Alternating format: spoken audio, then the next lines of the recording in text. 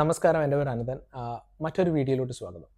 ഞാൻ ഈ പറയുന്ന ലക്ഷണങ്ങൾ എന്തേലും നിങ്ങൾക്കുണ്ട് എന്നുണ്ടെങ്കിൽ നിങ്ങൾ തീർച്ചയായും വൈറ്റമിൻ ഡിയുടെ ടെസ്റ്റ് ഒന്ന് ചെയ്യേണ്ടതാണ്. അതായത് ഒന്നാമത്തേത്, നിങ്ങൾക്ക് അതിഭയങ്കരമായിട്ടുള്ള ദേഹത്ത് വേദന, അല്ലെങ്കിൽ ജോയിൻറ്റ് പെയിൻ, അല്ലെങ്കിൽ എല്ലുവേദന ഇതുണ്ടെന്നുണ്ടെങ്കിൽ നിങ്ങൾ തീർച്ചയായും വൈറ്റമിൻ ഡിയുടെ ടെസ്റ്റ് ഒന്ന് ചെയ്യേണ്ടതാണ്. രണ്ടാമത്തേത്, നിങ്ങളുടെ മൂഡ് ചേഞ്ച് ആവുന്നു, ചിലപ്പം ഡിപ്രഷൻ സ്റ്റേറ്റിലോട്ട് പോകുന്നു, ചിലപ്പം ആങ്സൈറ്റിയിലോട്ട് പോകുന്നു. അങ്ങനത്തെ ഒരു സിറ്റുവേഷൻ ഉണ്ടാകുകയാണെന്നുണ്ടെങ്കിൽ നിങ്ങൾ തീർച്ചയായും ഈ വൈറ്റമിൻ ഡിയുടെ ടെസ്റ്റ് ഒന്ന് ചെയ്യേണ്ടതാണ്. മൂന്നാമത്തേത്, ക്ഷീണം.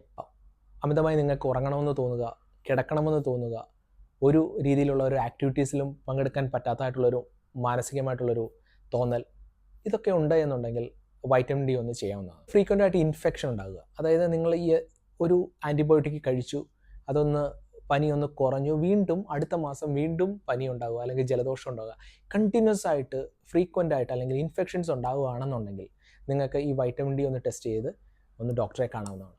ബി പി കൺട്രോൾ ചെയ്യാൻ പറ്റാത്തൊരവസ്ഥ. ഇപ്പോൾ നിങ്ങളൊരു ഹൈപ്പർ ടെൻസീവ്, ഒരു ബി പി ഉള്ള രോഗിയാണെങ്കിൽ ആ ടാബ്ലറ്റ് എടുത്തിട്ടും നിങ്ങൾക്ക് ബി പി കൺട്രോൾ ചെയ്യാൻ പറ്റുന്നില്ല, അല്ലെങ്കിൽ നിങ്ങൾക്ക് ബി പി ഇല്ല, പക്ഷേ പെട്ടെന്ന് നോക്കുമ്പോൾ ഒരു തലവേദന അല്ലെങ്കിൽ ഒരു തലചുറ്റൽ അനുഭവപ്പെട്ടിട്ട് നിങ്ങൾ ബി പി ഒന്ന് ചെക്ക് ചെയ്യുമ്പോൾ നിങ്ങൾക്ക് ബി പി കൂടുതലാണെന്നുണ്ടെങ്കിൽ ബി പിയുടെ ടാബ്ലറ്റ് എടുക്കുന്നതിന് മുന്നേ നിങ്ങൾക്ക് ഈ വൈറ്റമിൻ ഡിയുടെ ടെസ്റ്റ് ഒന്ന് ചെയ്ത് ഡോക്ടറെ കൺസൾട്ട് ചെയ്ത് ബി പിയുടെ ടാബ്ലറ്റ് എടുക്കണോ വേണ്ടയോ എന്ന് നിങ്ങൾക്കൊന്ന് കൺഫേം ചെയ്യാവുന്നതാണ്.